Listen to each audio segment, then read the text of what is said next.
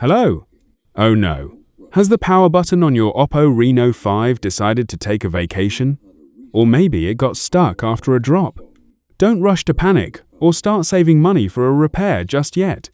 I've got a lifeline for you. I'll show you how to turn your phone on, turn it off, and restart it without touching the broken power button at all.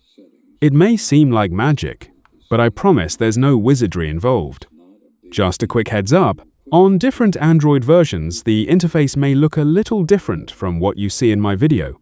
Think of it like following a map. As long as you know the general direction, a few small differences won't stop you from reaching your destination. You'll get it done in no time.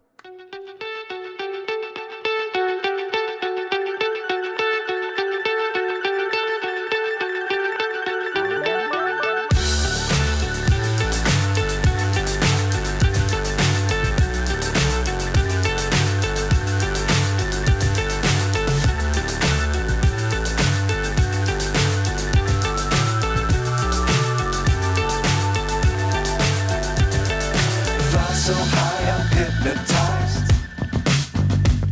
What's up is down, what's left is right.